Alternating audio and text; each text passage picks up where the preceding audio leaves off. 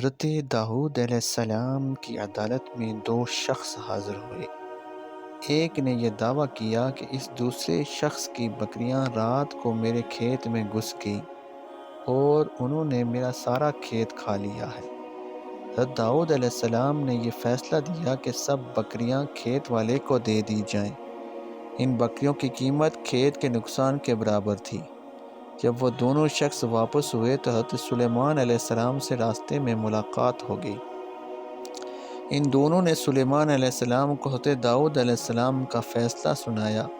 حضرت سلیمان علیہ السلام نے فرمایا، اس فیصلہ سے بہتر ایک اور فیصلہ بھی ہے۔ اس وقت حضرت سلیمان علیہ السلام کی عمر شریف 11 برس کی تھی۔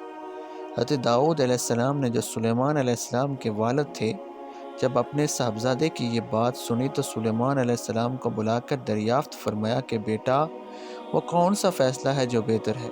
سلیمان علیہ السلام نے فرمایا، وہ یہ ہے کہ بکریوں والا اس کھیت کی کاشت کرے اور جب تک کھیتی اس حالت کو پہنچے جس حالت میں بکریوں نے کھائی ہے، اس وقت تک کھیتی والا بکریوں کے دودھ وغیرہ سے فائدہ اٹھائے، اور کھیتی اس حالت میں پہنچ جانے کے بعد کھیتی والے کو کھیتی واپس کر دی جائے، بکریوں والے کو اس کی بکریاں واپس کر دی جائے۔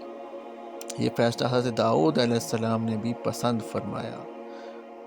حضرت داؤد علیہ السلام، حضرت سلیمان علیہ السلام کے یہ دونوں فیصلے از روئے اتحاد تھے۔ معلوم ہوا کہ اتحاد کرنا انبیاء کی سنت ہے۔